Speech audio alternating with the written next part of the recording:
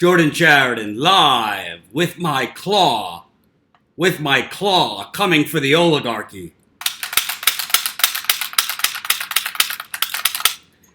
Ladies and gentlemen, I have reached old Jewish grandpa status as I have gotten the claw so that I don't have to bend down.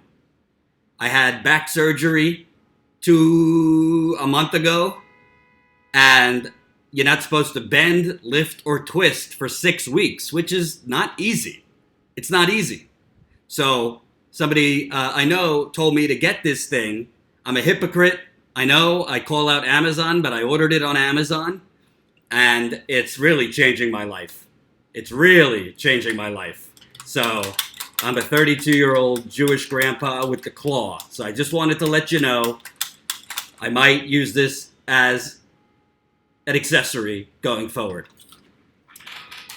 Hope everyone's having a lovely, lovely day. I was live earlier. I usually don't go live in the afternoon, but I was a little fired up about this whole censorship debate over Steven Crowder, who I think, cry me a fucking river, personally, that Steven Crowder is not going to be able to profit off of bigotry, but you could just, you could watch that. Some of you might not agree, but whatever. Big show today, big show, and a reminder to you, this is not the end of the status quo work week. This is the beginning. This is the beginning. So Sunday, we have our marathon live stream beginning at noon Eastern. We're going to have Bernie Sanders' campaign manager, my interview with him, Fez Shakir. So I look forward to airing that. We'll also have Ron Placone from the Jimmy Dore Show on, have a couple other surprises. So I'm looking forward to that. Noon Eastern this coming Sunday. What else do we have? We've got some other surprises for you. So everything is going well. Remember, before we get into it, smash that like button. The more people that press the like button, the more people that see this live stream. YouTube is suppressing the hell out of this channel. We have been suppressed probably, if not worse, equal to other independent outlets. Half the people don't get notified when we're live. Half the people get a notification the next calendar year when we go live. So that is very important. Become a Status Quo member. We are now at 444 paying monthly members, and that goes with our 330 patrons. So 700 something of you are paying for real, in the field, independent media. But we can't stop here. We got to keep growing. The goal is to get to 500 members by the end of this month.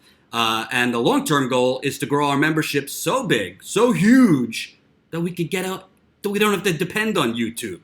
And maybe we could start our own little live streaming platform. So that's the goal. So become a member. We'll talk about it a little bit later. Also, follow us at Status Quo. I think we're about to pass 6,000 followers on Status Quo's Twitter, which is remarkable since we basically didn't tweet from it for months. We just started tweeting from Status Quo. So go follow us. I'm at Jordan Sheridan. Subscribe to our podcast, join our email list, all of that good stuff. And I also have an announcement to make. Ooh, why is it like that? Hold on.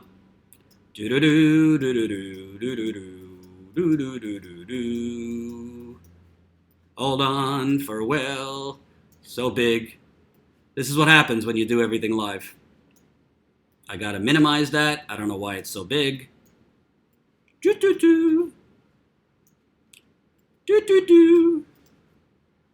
What is going on with this thing? Hold on.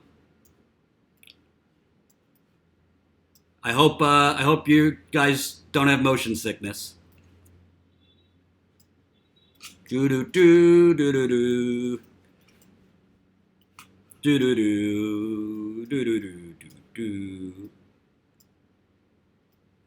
Ooh.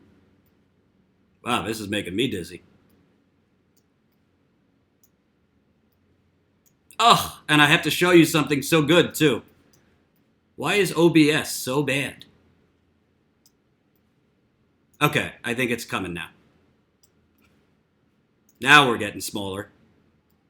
You're going to kill me. I know. You're going to kill me. We're almost there. That's better. All right, so we got a little announcement here. 57,000. We've reached $57,919.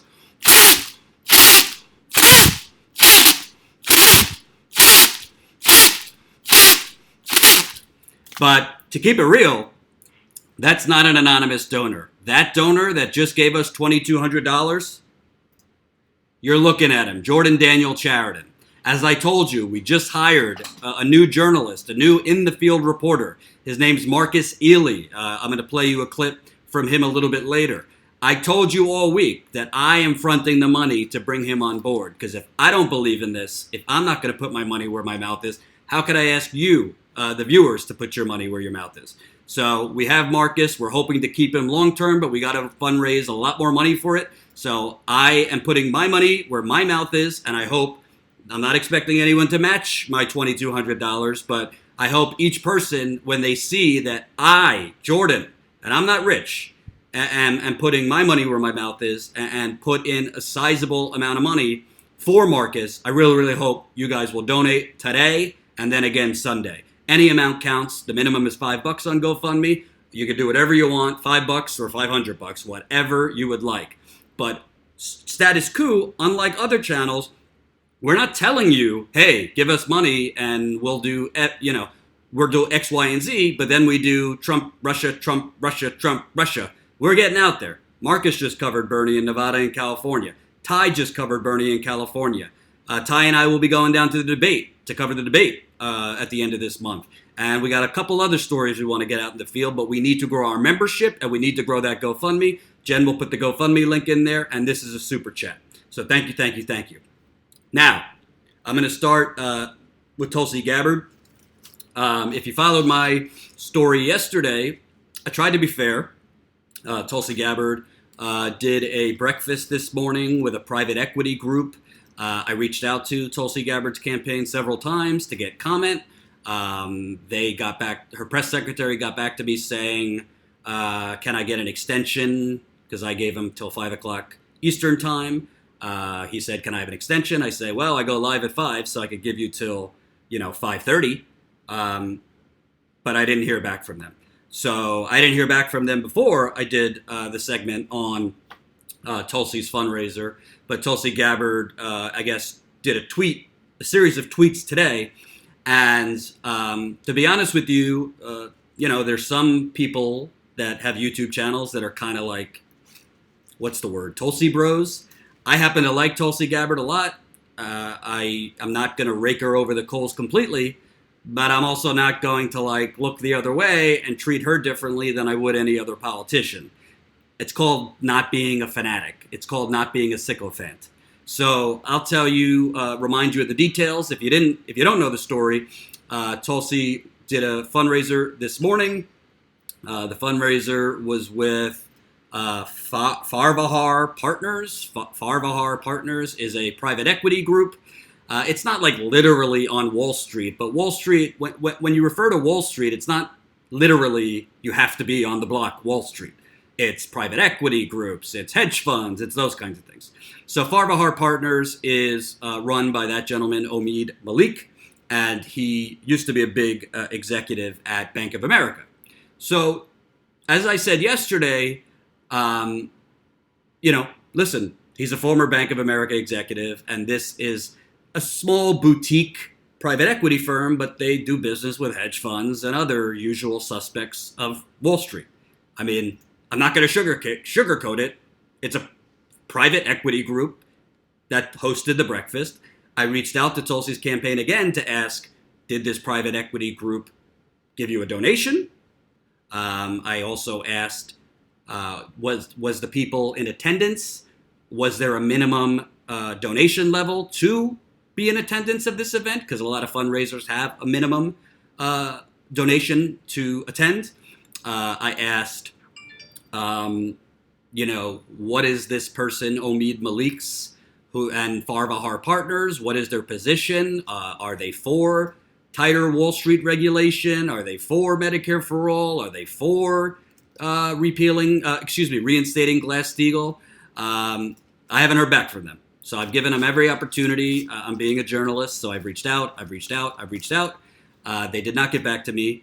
I will read you Tulsi Gabbard's tweets on this. She tweeted this morning, "I'm happy to be in New York City holding 3 events this week. A meet and greet hosted by our campaign on Saturday at 11 a.m. At Project Farmhouse, a fundraiser at Dr. Raj Bayani's home, a well-known Brooklyn-based surgeon, and a breakfast conversation hosted by Omid Malik. As is clear from the invitation sent out, I do not accept dollars from PACs or lobbyists. Some in the media are apparently upset by the fact that there are business people in New York City who are against warmongers." So that's basically her statement. I don't really know why her campaign didn't respond to me, but that's neither here or there. And remember, if you have not pressed the like button, the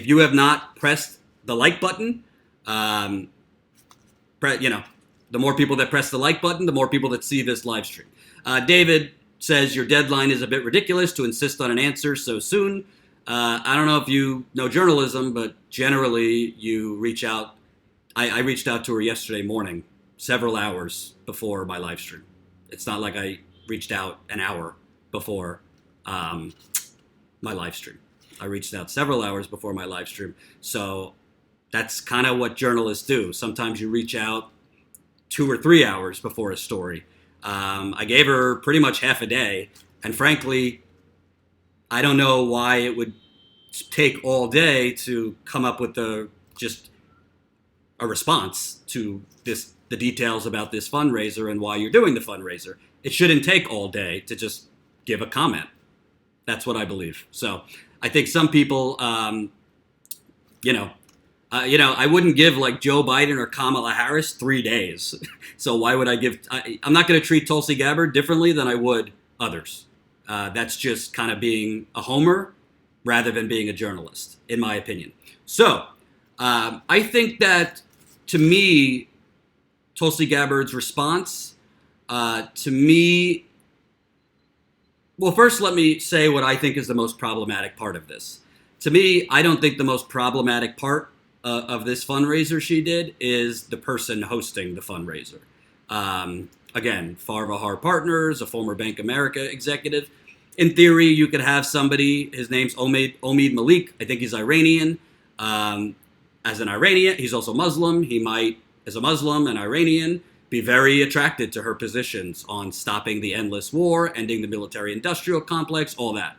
I also know that at a previous conference, Omid interviewed her, and it was public, and she said all the things that she said to you progressives, said there.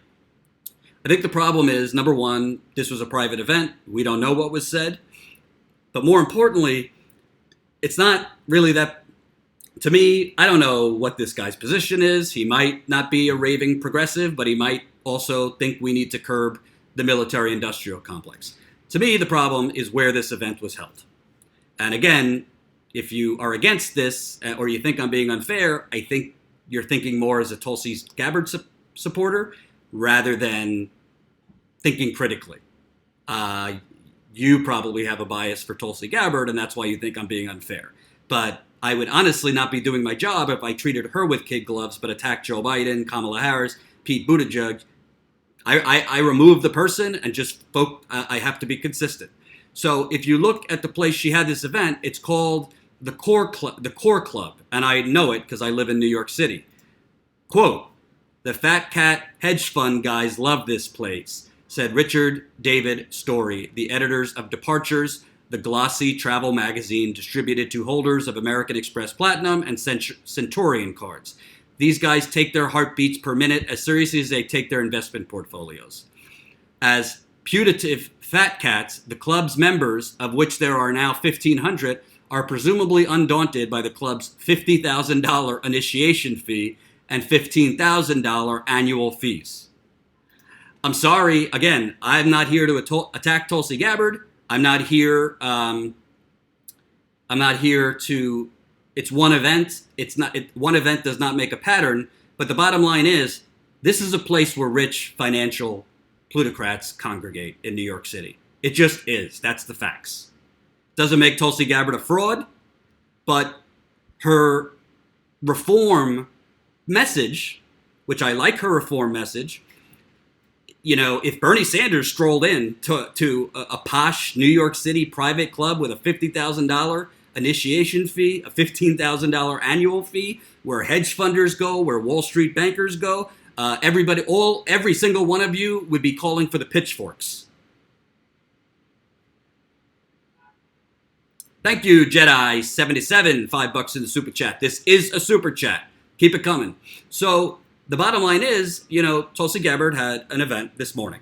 It was not open to just anybody who wanted to go. This is a private club. You have to be a member, a paying member, at $15,000 a year at a $50,000 initiation fee. I emailed her campaign saying, was this open to anyone who wanted to come? They didn't get back to me. So I think, what can I tell you? I've reached out, I've asked, I've reached out 4 or 5 times on this same event. They're not giving me any answers. Usually when campaigns don't answer, it's because the answer isn't good. So bottom line, if she is having a private event where presumably if it's hosted by Farver Partners, they're going to give her a donation. Presumably if it's hosted at a posh New York City exclusive members only club at $50,000 initiation fees and $15,000 a year, these aren't people with placards in the audience saying Medicare for all, saying let's reinstate Glass-Steagall, saying free public college, saying no war with Iran. I'm not saying there aren't any wealthy people in existence that are anti-war. Sure there are. I'm not saying there aren't any wealthy people in existence that believe in Medicare for all. And I'm not castigating her as a fraud. I don't think she's a fraud. Her campaign's not responding to me, so my best guess is her campaign's struggling financially, which would make sense because the media has totally blacked out her campaign, and the only time they actually cover her is calling her an Assad apologist and a Putin puppet. So it's hard to keep going on a campaign if you don't have media coverage and you're not able to get your message out. So she met the donor threshold of $75,000, but I could tell you from traveling in the field for reporting, $25,000, $50,000, $75,000 doesn't last you so long when you're constantly traveling. Hotels, transportation, food, tech equipment, you name it. So I think that the bottom line is, this is a private event. I don't know what was said. I'm not assuming that she changed her message, but I don't know what was said. Secondly, I think it's a little, I'm not saying she's misleading, but I think it's a little naive. And I said this when Beto O'Rourke said it, so I'm going to say it when Tulsi Gabbard says it. Beto O'Rourke isn't taking super PAC money or lobbyist money, but he's taking a whole lot of max donations from fat cat fossil fuel executives and fat cat Wall Street executives. So just not taking super PAC money and lobbyist money doesn't mean you're not taking big money from special interests. It's good that they're not taking PAC money and lobbyist money, but a lot of candidates are not taking PAC money and lobbyist money, but they're taking side doors by taking max donations from financial people, fossil fuel people, big pharma people, et cetera, et cetera. I don't know that to be the case. I don't know that to be the case for this event. But what I do know, based on years of experience traveling in the field and having a little knowledge about wealthy people, this club is not a bunch of millionaires and billionaires that are like open to a progressive message. I can tell you that for sure. And if you think it is, you're naive and you're kind of being a Tulsi bro or gal and giving her the benefit of the doubt that you wouldn't give like a Joe Biden, Kamala Harris to Cory Booker. I think, who said that? Rob Tierney. Sorry, but if you don't know what happened, then you don't know what you're talking about. Yeah, but that's not the standard, Rob. That's not the standard. It's not about knowing what happened or not happened. It's about the optics. It's about having the event in this club in the first place. So if we as progressives think Wall Street has destroyed not only our country, but the global economy, if we as progressives think Wall Street is basically behind the now going on 40-year theft 40-year theft of the proletariat's income. That red line is all the concentration of wealth going up there. That blue line is everybody else going down since 1980. If we think that Wall Street basically has gotten away with murder, there's no bankers in jail from 2008, and there's a lot of banks still doing the same predatory lending. Go ask the people with student loan debt. They're doing the same thing with student loans now that they were doing with housing debt. I'm not saying, hey, never talk to a financial person and all financial people are evil. My older brother works at a hedge fund. He's not evil. I disagree with him politically, but he's not like a cretin. So the problem is the optics. If you're running on a reform message and you go into basically a posh plutocrat club, it's not great optics. I'm sorry, it's not. And the bottom line is, it's potentially, she could clean up there and get a lot of max donations from a lot of hedge fund people, a lot of day traders, a lot of Wall Street people. Now, then it gets down to do you close your eyes to that? Do you say, well, Tulsi's different. She might take their money, but she's not gonna. Tulsi. Hey Kelly, what you're referring to is not this breakfast this morning. I think he posted a video from a previous event. This breakfast this morning, there is no video of it. I think what you're referring to, he posted an event that she did with this same guy, Omid, that was publicly available. There was media there and everything like that. This breakfast this morning was not made public. So at the end of the day, I think you're naive if you think somebody is going to take max donations from Wall Streeters and then, if elected, that was just for the campaign. I'm not going to bend. I'm not going to bend for them. That's not how politics works. It's just not. And again, I can't close my eyes, count to 10, and treat Tulsi Gabbard differently than anyone else. I don't think Tulsi Gabbard is a fraud. I don't think there's any evidence. I don't think there's any evidence that, she's selling out. But what I do know is, if your message is reform, if you want to reinstate Glass-Steagall, if you want to reinstate Glass-Steagall, if you want tighter regulation on Wall Street, if you want Medicare for all, if you want to end endless military, as Mike Gravel says, it's the military-industrial complex via Wall Street. Well, that place that she had the event, that's a private club with a $50,000 initiation fee and a $15,000 yearly fee, the people in that audience aren't down with that. That's not speculation. That's fact. And you're naive if you think she just met the sole crowd in America, the sole crowd of rich people in America that are like, yeah, let's have universal health care. Yeah, let's end these wars that make us so much money. Yeah, let's create Medicare for all so we don't have pharmaceutical. Come on, wake up. Wake up. And for those of you telling me, like, F that, or Jordan, you're wrong, and this and that, you're being Tulsi bros and gals and not being consistent.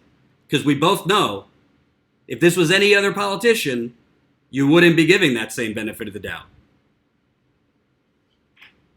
And if you have not pressed the like button, press the like button. We got 270 people watching, 140 likes. Let's get that to 270 likes so more people can see this live stream. And by the way, as a journalist, commentators on YouTube, for example, who I love, Jimmy Dore and Kyle Kalinske or whatever, they don't necessarily have the same expectation to reach out to the campaign. There's no problem with that. It doesn't mean they're bad. I do. I'm a journalist. So I've reached out to the campaign over and over and over again because I'd like to be wrong. I would like to be wrong. I would love them to be like, actually, Farvahar Partners agrees with our campaign that we should reinstate Glass-Steagall. Farvahar Partners agrees. Krillin, $2 in the super chat. Are you going to tomorrow morning's Tulsi event? I'm trying to go. I have a family thing, but I'm trying to get out of it. Farvahar Partners might be the rare private equity firm that agrees with tighter Wall Street regulation. Maybe. But, like, what can I do other than keep emailing the campaign? You know, somebody said I didn't give them enough time. I reached out at like 10, 11 in the morning. I go live at 5. They had hours. I'm not saying I'm like the New York Times or 60 Minutes where, like, get back to me in 2 minutes, but, like, I've interviewed her, and I was being fair. I wanted to get a comment from them. I wanted to hear their side.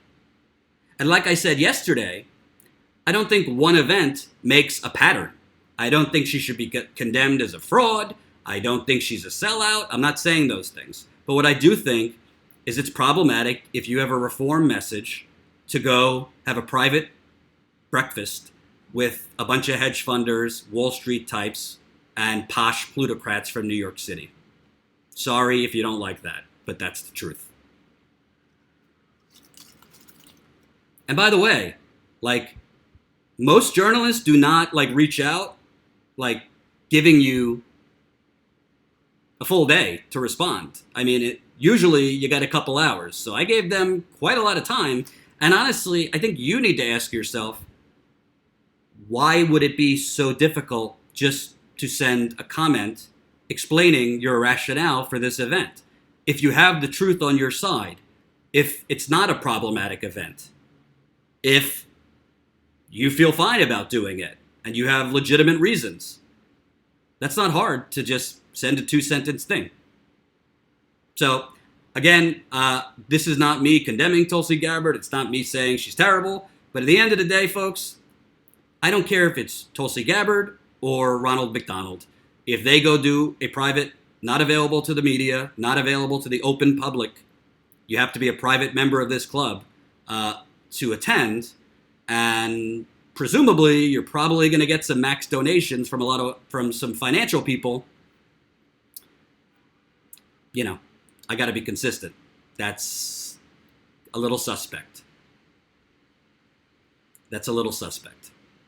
And maybe there is tape. Maybe somebody took a tape from Tulsi Gabbard's campaign and they're going to put it out. Because I'd love to come back and do a video eating my words. But remember Hillary Clinton? I'm not comparing the two. Obviously, Hillary Clinton is a warmonger. Tulsi Gabbard is not. But, you know, there were some things she said in private fundraisers with Wall Street firms that were quite different than what she said on the debate stage and at rallies. This is what politicians do, even ones we love. And sometimes politicians, even those with the right core beliefs, kind of rationalize taking shortcuts. So for example, status quo right now, we're trying to fundraise. Jen's in the super chat.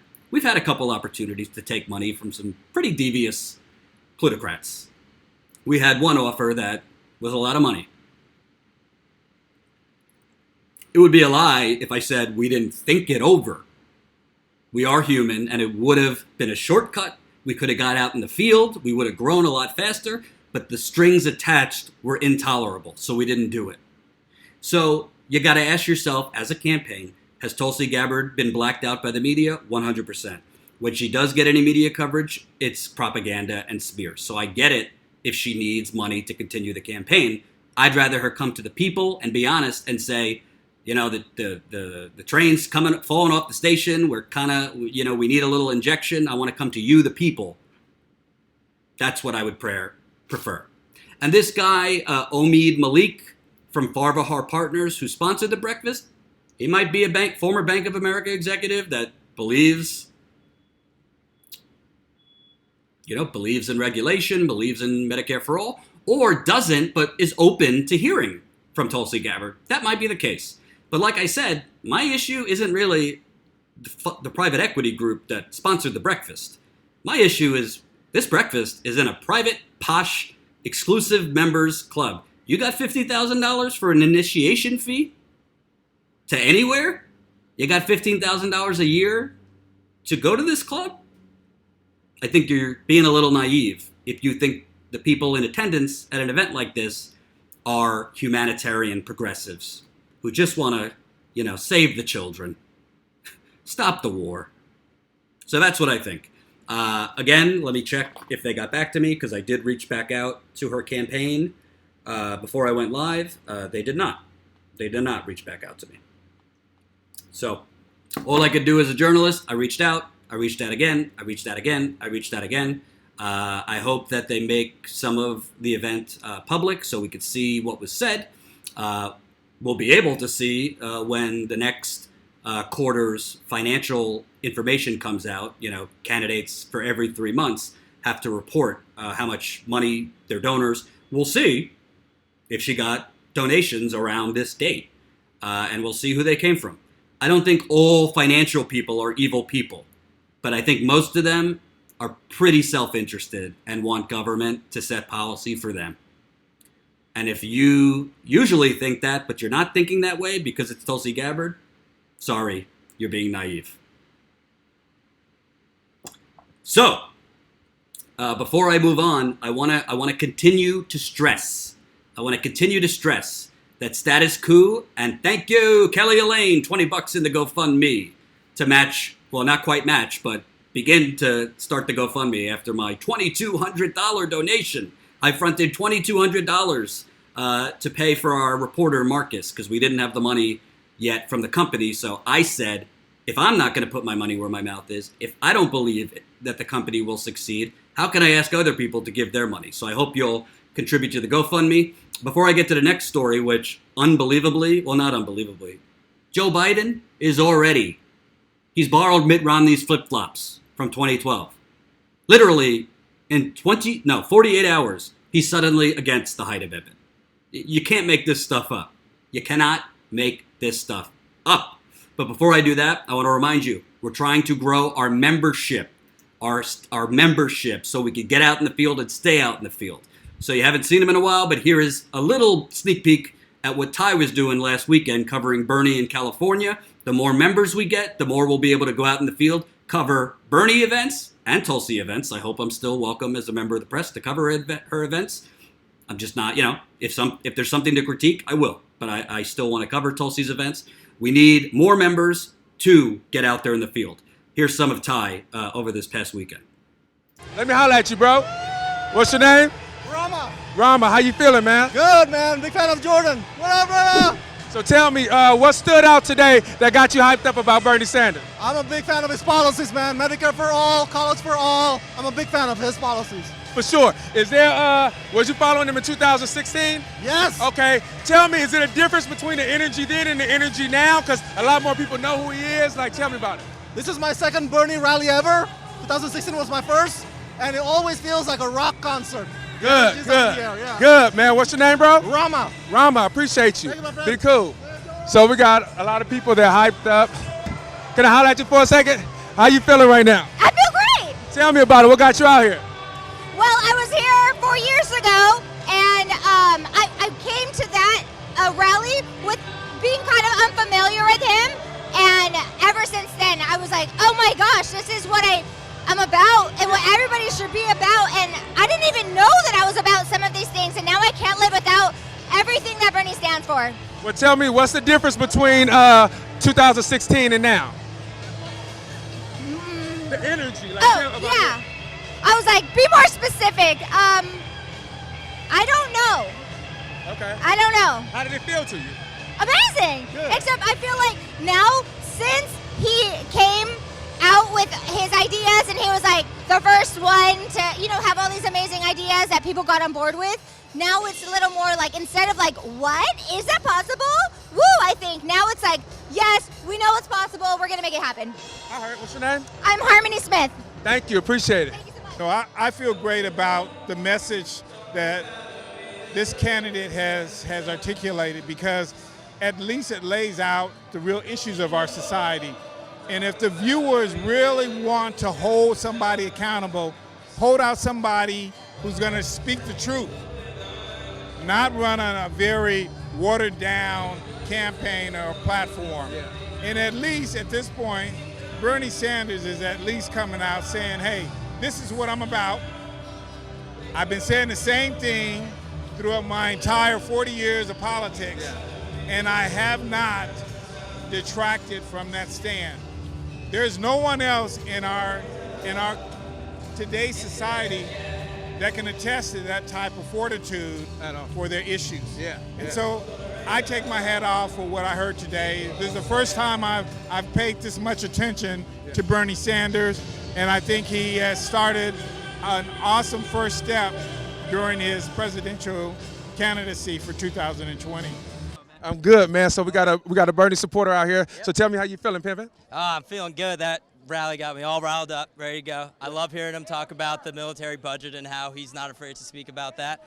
Love talking about Medicare for all, so important. And so he's a candidate who's brave and just bringing the energy. Cool. So were you following Bernie in 2016? I was. So did you go to any rallies?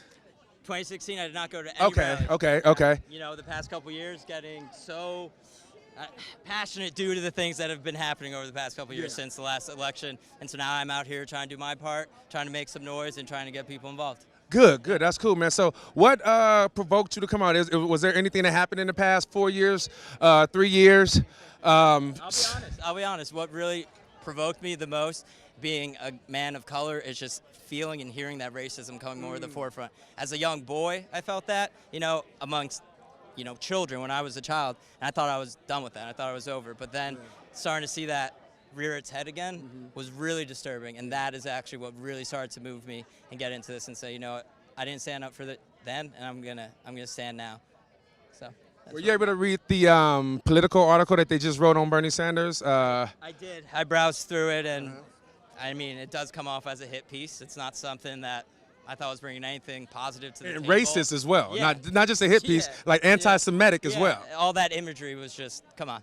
Why do you think the DNC and the DCCC aren't speaking out on that? Like, why aren't, you see AOC, she came out. Yeah. Obviously, she's progressive, though. Yeah. But you don't really see anybody talking about how anti-Semitic, talking about how much money he has and how cheap he is. Like, that's like anti-Semitism 101. That's the classic trope. That one gets thrown around a lot. And I don't know why more people aren't speaking up about it, but, we are.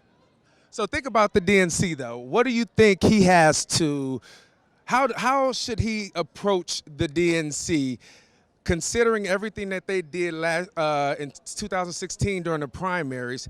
How confrontational should he be with the DNC, or should he be as passive as he was in 2016? And I don't know. That's a great question, but I'm gonna go with get aggressive. I think now for better or worse, we are in tune to that aggressiveness, and that might get us moving more, so, yeah. For sure. Tell me about your thing. Oh, yeah, this is my Bernie babies. We're making them at feelingradical.com, and we're raising money for Bernie, and we turned him into a little superhero. We're calling him the hero of the 99%. So he's there, he's got his cape, he's got this beautiful wispy hair. Yeah. So we're out here representing and getting the word out. So check it out. So what's the website again? feelingradical.com. It was inspired by his last rally when we were out there, and he was saying, is this radical? Is this radical? And we're like, no, love that. And so we're just like, all right, it's called Feeling Radical, and just get the word out with that. Perfect. Yeah. So you guys go support, and so we can make sure that we're playing our part in making sure that Bernie has the money that he needs to defeat Trump in the general election. How are you? Hey, you want to come over here? I'm good. How are you? Good. How do you feel about everything that's going on? Oh my gosh, I'm so glad I came. My daughter's in Mississippi, and she said, you have to get there. I heard that. So is this your first Bernie Sanders rally? It is. Okay. Yes. So what? I'm a convert. You're a convert? Ah, yeah. From who? I'm a convert now. I know. From what were you converting from? I don't know. I didn't know what was happening this time. I hope you're not talking about Hillary. Oh, well, I did vote for her. Well, it's okay. It's okay. Everyone has to grow, and she's here. Yeah. So tell me, what about Bernie Sanders stood out to you that made you want to change sides? He wants everything we need. Everything. Everything he said. Yeah. I agree. Especially no more war. Right. For goodness sake. I was writing about my father in World War II today, and how he couldn't even finish telling me about it. It was so awful. Wow. You know, PTSD, thinking about it. And he was on Okinawa for months after it was over, and he was out sketching one day, and these people gave him tea and were so sweet to him, and the Okinawans. And he did all these sketches, so I've lived it. I lived it with him. Yeah. He had a terrible time. post-war. He lost so many people. But, it's terrible. And this man knows what it does to people. And I had worked with the veterans at West LA with a project, an art project called Strawberry Flag. And they did change things for the ACLU sued the Veterans Administration and got it some stuff back there for the VA. So I'm really big on no more war, and Bernie Sanders has been around. He talked about Vietnam today. I've met Vietnam vets. They just, can you imagine? And I'm reading Armistead Maupin now. He went to Vietnam. Wow. And Bernie. Yeah, I'm going to go buy a T-shirt. Yeah, I mean, we are world citizens, and, borders and everything. And people, I think, all the people in America that are like so right-wing and Christian, they say, Jesus was the biggest radical there ever was. My father taught me that. And just read, like Thomas Jefferson, highlighted everything. He tore all the churches down. He wouldn't wreck them because he was sick of religion when he came in. Yes, and the thing is that he highlighted, there's a Jefferson Bible, and everything's in red that Jesus said. No supernatural stuff, just what Jesus thought. And you just help people, and you share the wealth, and you just try to, don't stomp on people. What's up, man? Tell me, what's your name, bro? Oscar. Where you from, dog? Come over here. That was Ty Bayless reporting from California. The whole video is up on our YouTube channel.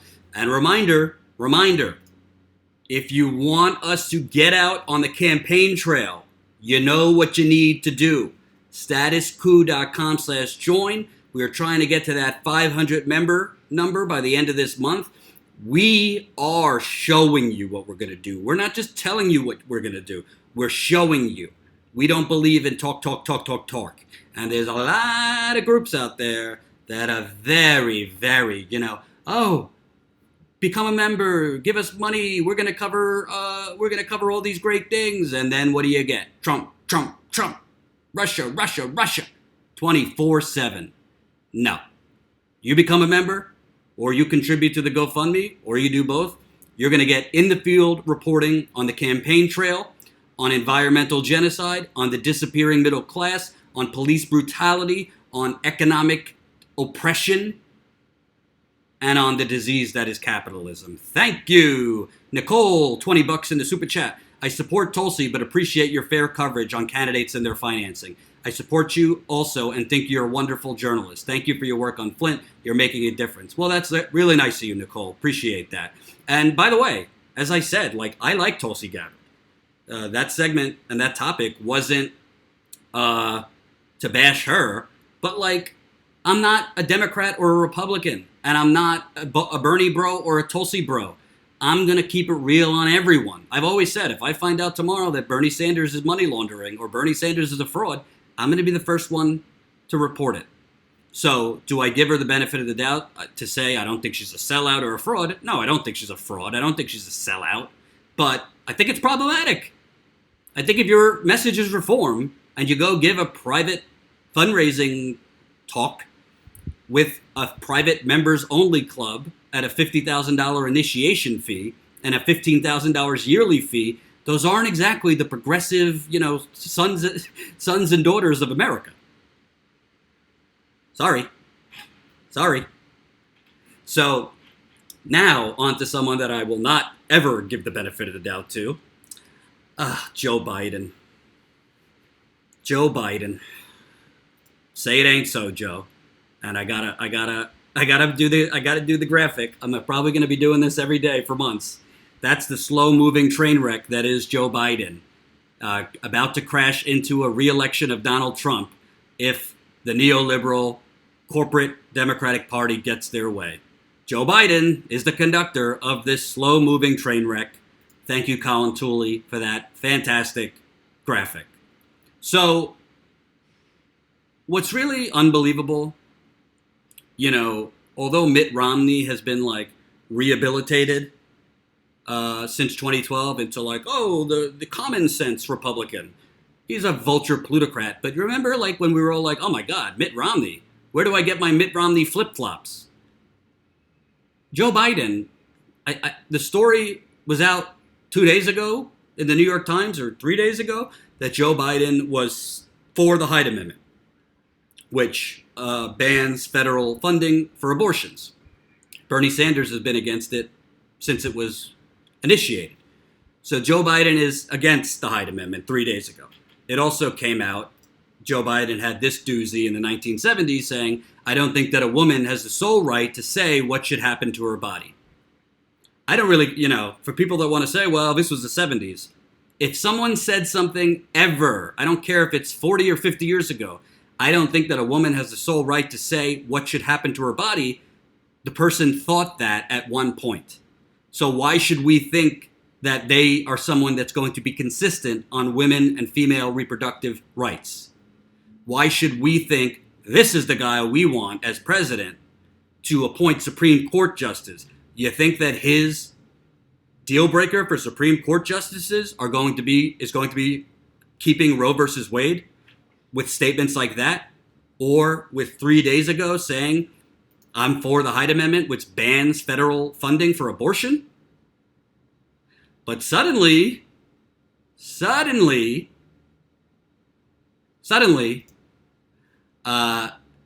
Joe Biden now, I think it came out yesterday or today, Joe Biden's against the Hyde Amendment. He's had an epiphany. So let's take a look.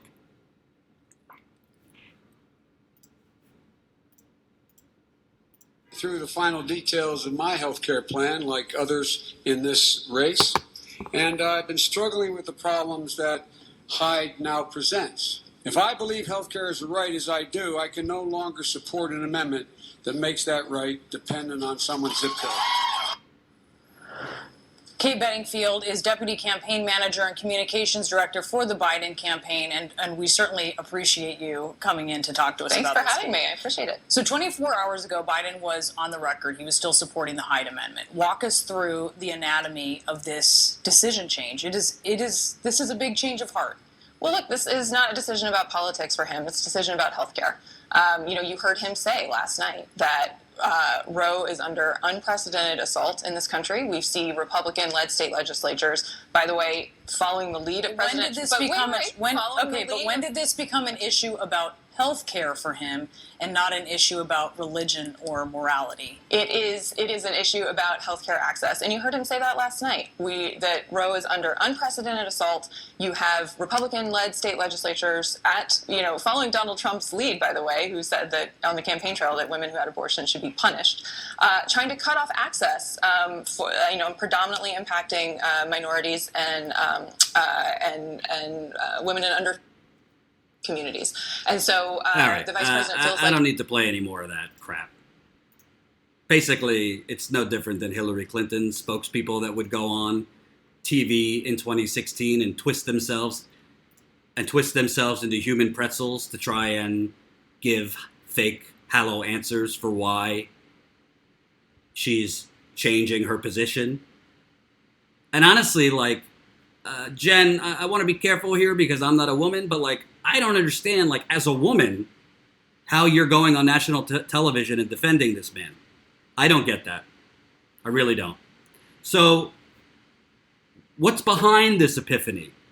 What's behind this epiphany for say it ain't so, Joe? Did somebody jump on the train over the last 5 days and say, Joe, get out of your conductor seat. We gotta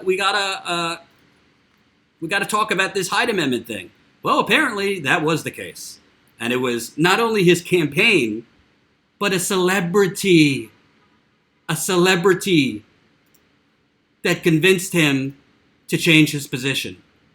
This is from The Atlantic. This was a tense 2 days in Biden's D.C. headquarters. The candidate was caught off guard after an NBC News story published Wednesday morning attempted to nail down where he stood on abortion policy, specifically Hyde. Simone Sanders, one of Biden's senior advisors, former Bernie Sanders press secretary, by the way, confronted him, she confirmed to me Thursday night, telling Biden that he was missing how his position disproportionately affected poor women and women of color without easy access to abortion. Alyssa Milano, the actor who's become a major online presence on issues of women's rights, as well as a friend of the Biden team, spoke by phone Wednesday with Biden's campaign manager, Greg Schultz, telling him that the candidate needed to change. More calls came in, more tough conversations. Oh my God. Oh my God. By the way, I can't really say anything that bad about Alyssa Milano because she has tweeted, not retweeted, but tweeted out our Flint story. She has spoken out about Flint, which is still very much a water crisis. If you want, after this live stream, go check it out. I was on Redacted tonight. Lee Camp, I think, was off this week, so somebody else was filling in for him. I was on Redacted tonight. We talked about the latest news in Flint. The former governor, Rick Snyder, has had his phone seized, his iPad seized, and his computer hard drive seized. So big news in the Flint water crisis. Go check that out, and thank you to Redacted Tonight for having me on. So I like Alyssa Milano because she shared our stuff, but can you imagine if it came out in the media that Susan Sarandon called Bernie Sanders' campaign manager and was like, Bernie, you need to change on the Hyde Amendment. Oh my God, the media would be crucifying Bernie Sanders. Crucifying Bernie Sanders. Oh, you're taking your P's and Q's from a Hollywood liberal? So the fact that it takes a celebrity, Alyssa Milano, who, by the way, although I like Alyssa Milano for sharing our Flint stuff and being a champion for Flint, you're wrong to support Joe Biden. If you were a champion of women, I don't know how you could support somebody who once said this, that I don't think a woman has the sole right to say what should happen to her body. That's inconsistent if you are a champion of women, but I digress. So then it takes Simone Sanders, his advisor, who's an African-American woman, to go explain to Joe Biden that the Hyde Amendment is very important because it's not that the government is taking a position on whether abortion is moral or not, but it's a healthcare issue because a lot of poor black women and white women, but poor women, people of color cannot afford abortion. Some of them go kind of do back alley kind of dangerous procedures because they can't afford it. So it's not just it's not a religious issue. It's a health issue. The fact that it takes a black woman high up in your campaign to explain the birds and the bees to Joe Biden kind of shows you this man has a race problem. And I think he's a racist, and I'm just going to say it. Might not get me access to his campaign rallies, but, you know, if you draft the crime bill and you're screaming out, I don't want them near my mother. Well, you're talking about black people without saying black people. And if you're somebody that doesn't understand that being for the Hyde Amendment means you're making it basically impossible for black women and poor white women to get abortions, then you're either a racist or you don't understand race in America, or maybe a mix of both. And yes, he also has a problem with invading people's personal space, which he just did. Jen did a video on it. I think, Jen, was that a week ago or 2 weeks ago at a campaign event? Not like before he announced, but after, where he took a child, put his arms on the child's shoulder, then bent down near the child's hair, and also said some creepy things.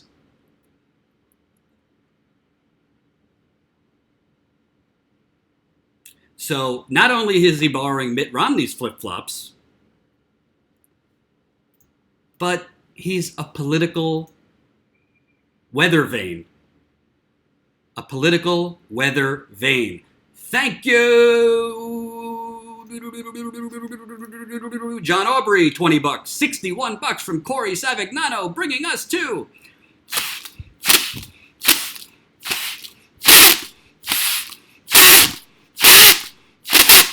$58,000 raised in the GoFundMe. Can we get to $60,000 by the end of this weekend? I think we can. We got to get to $60,000 by the end of this weekend. You better be there noon Eastern Sunday for our marathon live stream. We're going to have an interview with Bernie Sanders' campaign manager. We got Ron Placone from the Jimmy Dore Show. Got a whole lot of other stuff to get to as well. So I don't know what to say, folks. The corporate media is not going to call out Joe Biden for being a flip-flopping fucker. They're just not. But I really hope that the media, the independent media, and I also hope that, I don't want to be a man and like mansplain what women should do, but I really hope that enough women come out and women's groups comes out and be like, yeah, we can't have somebody as the Democratic nominee who's kind of shifting and, now just learning about the right positions to take on female reproductive health. No. I mean, obviously he's a servant of Wall Street and fossil fuel companies and big pharma and Silicon Valley and real estate developers, and he was anti-busing and problematic. He's got all sorts of problems. But I don't know, like, do women really want to cheer for someone that it needs to be explained to him the right position to take on abortion? And obviously, he changed his position over the last 48 hours because of political pressure and probably pressure from his donors. And by the way, I mean, it's not really relevant to the 2020 campaign, but at what point do you have to start asking, did Barack Obama fully vet Joe Biden to be his vice president? What was going on there? Did Barack Obama and his campaign not fully know all his previous positions? Just saying. Ian, I agree with you. What Ian says, I didn't think anyone could be worse than Hillary Clinton, but I think Biden's worse than Hillary Clinton. That's not to minimize Hillary Clinton, but I think Biden is worse than Hillary Clinton. I really do. He's got a longer record than her, dating back to the 1970s when he was in the Senate. And he's just awful.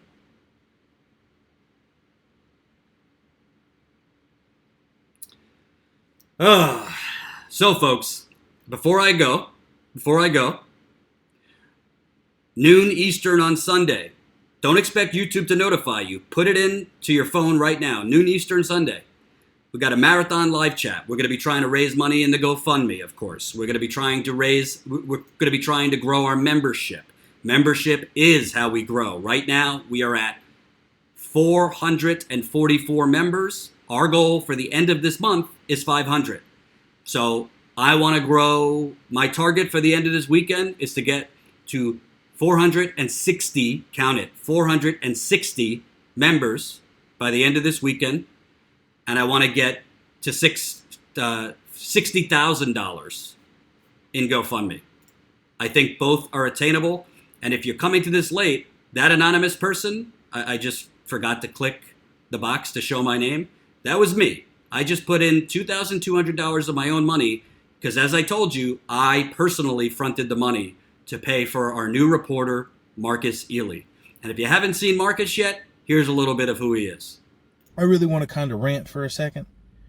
But first, I want to thank all of y'all who are members of Status Coup, who have donated to the GoFundMe, who have become patrons. Those of you who just have made this possible for me to even come out here and cover these events and cover the stuff I'm going to cover in the coming months. I want to thank you from the bottom of my heart. I really appreciate y'all. Journalism, authentic, hard-hitting, in-the-field journalism is my passion. It is why I do this. The reason why I do this is because lived experience is important, and it's not given the respect it deserves in today's media at all. It's just not. And the reason it's not given the respect it deserves is because a lot of these media types don't have lived experience. And a lot of them enjoy their cushy jobs and don't travel a lot. And honestly, I understand. I'm a parent of 3. It's hard for me to travel. You know what I mean? Like, it's hard to travel and do this work. And a lot of places don't fund investigative pieces like Jordan does, like I want to do, like I have done in the past. It's just usually journalists have to go out and do this stuff themselves on their own dime and then keep receipts and be reimbursed 7, 8, 9, 10 months down the line. And y'all funding us makes this possible, because poor and working people need to be telling these stories. People who have scraped check to check, people who have been homeless, people who have to deal with the many ways this system attacks you, need to be able to tell these stories, because you can't tell somebody if fire's hot if you ain't been burnt before. Excuse me. You can't do that. You don't have the lived experience. You don't have the range. And I admit, as a cis male black man with a decent amount, not a lot, but as of recent, a decent amount of class privilege, I understand that, hey, like, there's a lot that I can't speak to right now, but I've been through, like, I've been incredibly dirt poor. I've been homeless. Like, coming up, my dad, like, had a garden in the backyard, and we went to the country to hunt. And that was what we ate for like a period of 6, 7, 8 months, because we just didn't have. And living off the land, driving down to the country and cooking our own food and growing our own food was like a big deal for us coming up. And that was literally how we ate in a period when we ain't had no lights, ain't have no TV, no phone. Phone was used to not be the same thing as your lights, your power back then when it was landlines. But yeah, no running water in the house either. Just like, oh, I have a roof. Cool. You know, like that was it. And that we made do with what we had, and it wasn't a lot. And knowing the pain of being in that situation, and knowing what it's like to be homeless in the winter and having to huddle up with a bunch of people in a snowstorm to stay warm so you don't freeze that night. I've done that. I understand what the pain of those situations is. And not just that. I think that it's important that people who are in these situations get to tell these stories. It's incredibly important. It's necessary that these people get to tell these stories. And this is what you're paying for when you fund Status Coup. This is what you're supporting. Because if you want, I don't care what issue you want, the capitalist class is not interested in propagating things that are going to mess with their money. Period. They're not. They are not interested in any way, shape, or form in funding journalistic or media activities that are going to cost them money. That's why you don't see that's why when we have situations like we did Thursday morning, when we saw the person arguing with Bernie Sanders at the rally, and they were like, oh, well, you didn't support Hillary, and then CNN gave the typical headline of, person says Bernie didn't support Hillary. Bernie says, I did. You decide for yourself. No, there's facts, and Bernie did. He went to more rallies for Hillary than Hillary went to for Obama in 2008. So that's a fact. And That just wasn't to be found in the piece. But more important than even that at all was what was not covered. There was a woman at that rally that pays $30,000 a year for health care. Silence on that. Like that got the person that challenged Bernie got booed pretty loud. And that was the louder reaction in the room. But when that woman said she paid $30,000 a year for health care, you could feel the tension in the room when that happened. Like you could feel, it was palpable. And no media coverage on that. Why? Because they don't understand that. They do not, the media class does not understand that. And it's not because they're terrible people or anything like that. No, it's not, that's not the reason. I don't think that they're terrible, evil people. It's just they know what's going to get clicks and what's going to make the most money. What's going to make you more money? Stoking the 2016 election fight between Democrats and Republicans not Democrats and Republicans, between the far left and the centrist left, which really is actually the right wing. But regardless, stoking those fights that have been incredibly lucrative for the corporate media, or talking about that Medicare for the Medicare for all. What's going to be more lucrative for not only CNN, but for the capitalist class? Of course, it's clear stoking the fight again, because that's going to get you more clicks. It's terrible. It's going to get you more clicks, and it's going to protect Big Pharma. I'm not with that. I'm sorry. I was raised different. I was cut from a different cloth. I ain't got no nickels in that dime. I'm not finna get out here and go be a stenographer. I really enjoyed the opportunity of covering the 2018 election for Nevada Dems with the Associated Press. I did it, and it was a nice, it was really good experience. Like, it was fun. I had to write 130 words in 7 minutes and turn it in. But honestly, I was a stenographer. To keep it fair, I was a stringer for the Associated Press. I wasn't the writer.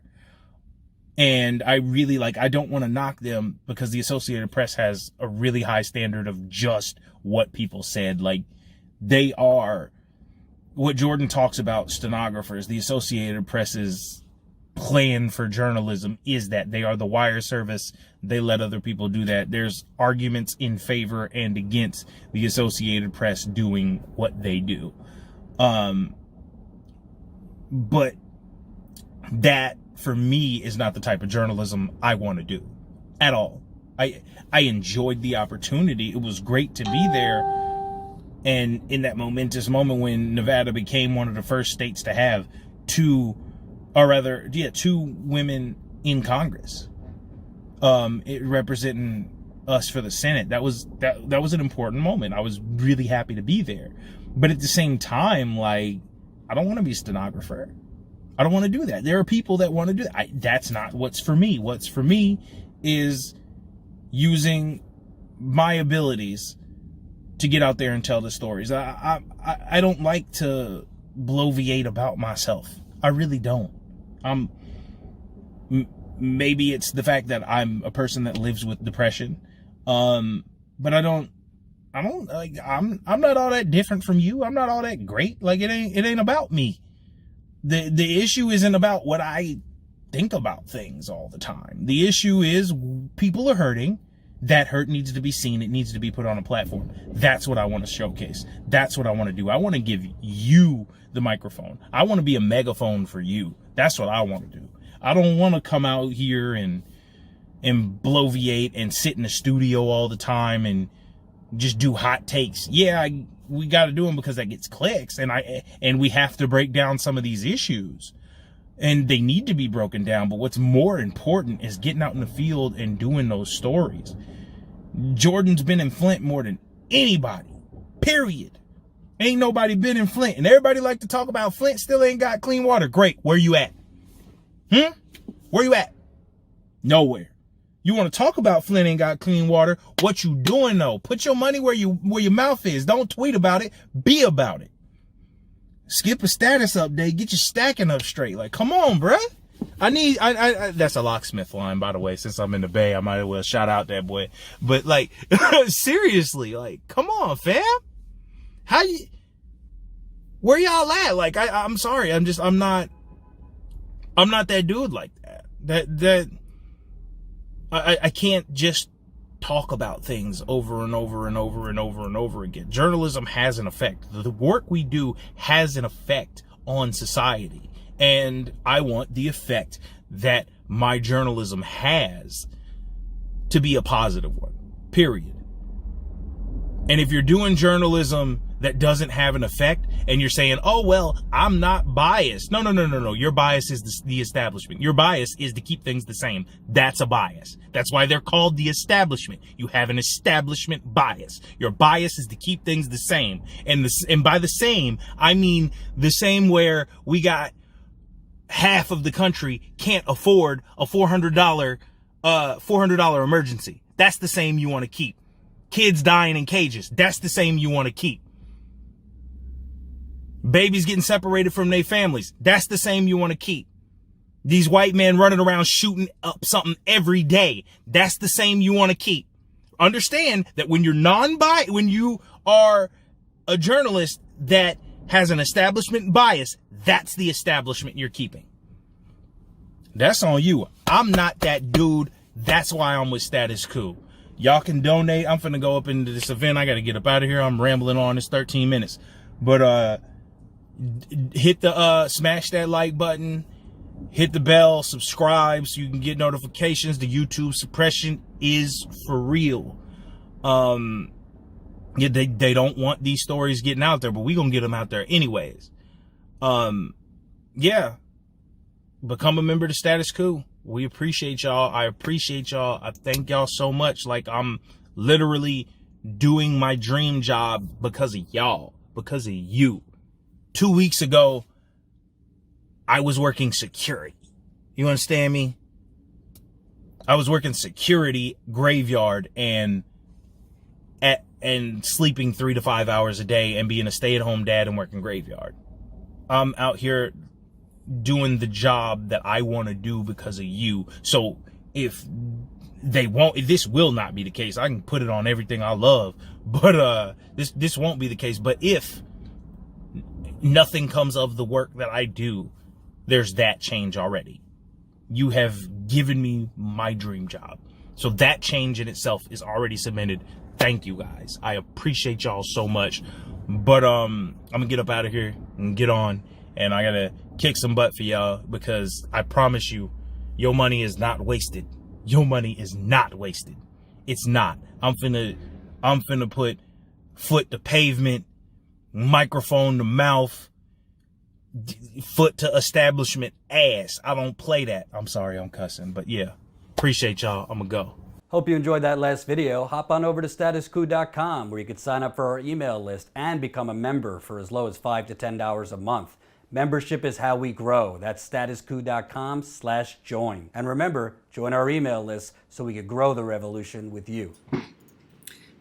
That was Marcus Ely, who just hit the ground running. He was in Nevada covering a couple Bernie Sanders events last weekend. He was also in California covering the California Democratic Convention, as well as Bernie events. So we still have a couple videos to post for Marcus that we'll probably post over the weekend or next week. But you could check out his previous videos and interviews right here on the channel. They're all up.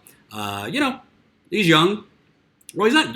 Actually, I think he's around my age, actually. He definitely has some room to improve, which any new journalist would. But what I love about Marcus is he has the righteous indignation that you need to be a real, aggressive, progressive journalist. He's not looking to climb the corporate ladder. He's not looking to become popular as a journalist. He's looking to deliver justice to the downtrodden, and he's looking to expose corruption. And that's number one, and number two, and number three responsibilities and things we're seeking in potential journalists. I'd rather somebody with a little less experience and who who I need to mentor a little bit, but has that mentality, than somebody with more experience, but comes from like the neutral robot journalism school and doesn't really have that big of a problem with corruption. No.